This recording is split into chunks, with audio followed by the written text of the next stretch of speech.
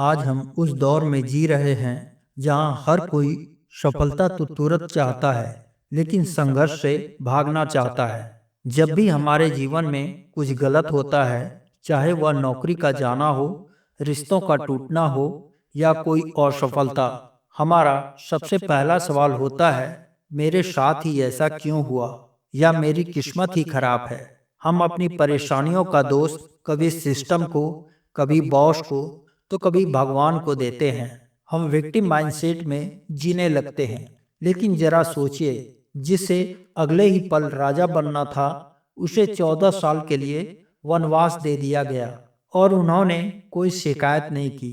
यह कहानी आपको याद दिलाएगी कि आपके जीवन का रिमोट कंट्रोल ग्रहों या दूसरों के हाथ में नहीं, बल्कि आपके अपने कर्मों में है। अयोध्या में शांति थी, राम राज की स्थापना हो चुकी थी, परंतु लक्ष्मण के मन में एक प्रश्न निरंतर उथल पुथल कर रहा था। वे अकेले छत पर टहल रहे थे, तभी श्री राम वहां पधारे। लक्ष्मण ने उन्हें प्रणाम किया, किंतु श्री राम ने अपने भाई के मुख पर चिंता की रेखाएं देख ली। श्री राम ने कहा, लक्ष्मण, लंका विजय और अयोध्या वापसी के बाद भी तुम्हारे मुख पर यह विषाद क्यों? क्या कोई शंका तुम्हारे मन को व्यथित कर रही है? लक्ष्मण ने संकोच में कहा, भैया, मैं आपके न्याय और धर्म में अटूट विश्वास रखता हूँ, परंतु जब मैं पीछे मुड़कर देखता हूँ तो मन ग्लानि और क्रोध से भर जाता है। आप साक्षात धर्म के अवतार हैं, फिर भी आपको 14 वर्ष का वनवास क्यों भोगना पड़ा? माता जानकी, जो पवित्रता की मूर्ति है, उन्हें रावण जैसे दुराचारी के कारण इतना कष्ट क्यों सहना पड़ा? और रावण, जो इतना ज्ञानी था, उसका विनाश इतना भयानक क्यों हुआ? क्या यह सब केवल एक संयोग था? श्री राम मुस्कुराए। उन्होंने लक्ष्मण को अपने समीप बैठाया और कहा, लक्ष्मण, यह प्रश्न केवल तुम्हारा नहीं, अपितु समस्त संसार का है। लोग अक्सर दूसरों के सुख दुख के कारण किसी व्यक्ति या परिस्थिति को मानते हैं, परंतु सत्य यह है, यह पूरा ब्रह्मांड एक अटल नियम पर चलता है। वह नियम क्या है प्रभु? वह नियम है कर्म। इस संसार में ना कोई किसी को सुख देता है, ना दुख। यह सब अपने कर्मों का ही परिणाम है। हे भाई, कोई किसी को सुख या दुख देने वाला नहीं है। सब अपने किए हुए कर्मों का ही फल भोगते हैं। परंतु भैया, माता कैकेयी ने तो आपको वनवास दिया था। क्या वह उसका दोष नहीं था? क्या मंथरा का षड्यंत्र केवल कर्म था? श्री राम ने कहा, लक्ष्मण, माता कैकेयी और मंथरा तो केवल निमित्त थी। वनवास का वास्तविक कारण देवताओं का कार्य और असुरों का विनाश था, जिसे पूरा करना मेरा कर्तव्य था। यदि मैं वन ना जाता तो ऋषियों को अभय कौन देता? शबरी का उद्धार कैसे होता? यह सब विधाता द्वारा रचित कर्म श्रृंखला थी। विधाता ने इस विश्व को कर्म प्रधान बनाकर रखा है। यहाँ जो जैसा कर्म करता है, वह वैसा ही फल चखता है। देखो लक्ष्मण, रावण वेदों का ज्ञाता था, शिव का भक्त था। उसके पूर्व संचित पुण्य कर्मों के कारण उसे सोने की लंका और अपार शक्ति मिली। यह उसके अच्छे कर्मों का फल था।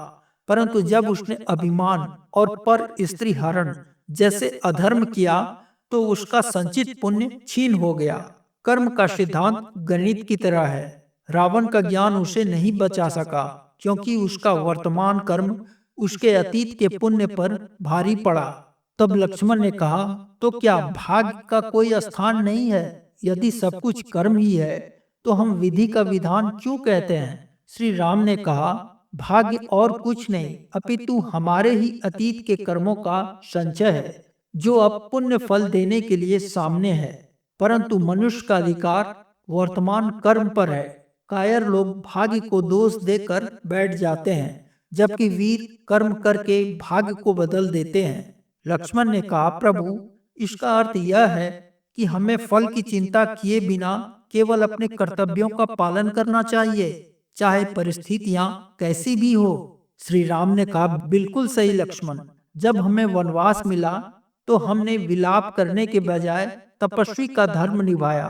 जब सीता का हरण हुआ तो मैंने निराशा में डूबने के बजाय योद्धा का कर्म किया और सेतु बांधा।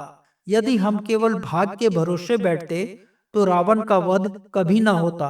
फिर श्री राम ने आगे कहा, संसार में 3 प्रकार के कर्म होते हैं, प्रारब्ध कर्म, वर्तमान कर्म और संचित कर्म।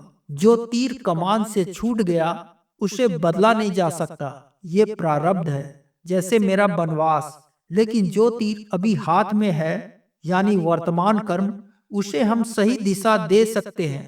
इसीलिए सुख और दुख को समान जानकर जो निरंतर धर्म युक्त कर्म करता है वही इस संसार के सागर को पार कर पाता है। तब लक्ष्मण ने कहा, प्रभु आज मेरा भ्रम मिट गया। मैं समझ गया कि संसार में परिस्थितियां हमारे हाथ में नहीं होती, परंतु उन परिस्थितियों में हम कैसा व्यवहार करते हैं यही हमारे जीवन का निर्माण करता है। उस रात्रि लक्ष्मण एक नई चेतना के साथ विश्राम के लिए गए। उन्होंने समझ लिया था कि कर्म प्रधान विश्व का अर्थ निष्क्रिय होना नहीं, बल्कि परिणामों से मुक्त होकर श्रेष्ठ कर्म करना है। तो बस आज के लिए इतना ही। ये कहानी कैसी लगी अपना विचार दे। वीडियो अच्छी लगी हो तो चैनल को लाइक और सब्सक्राइब करें। मिलते हैं फिर से एक नई कहानी के साथ। जय हिंद, जय भारत।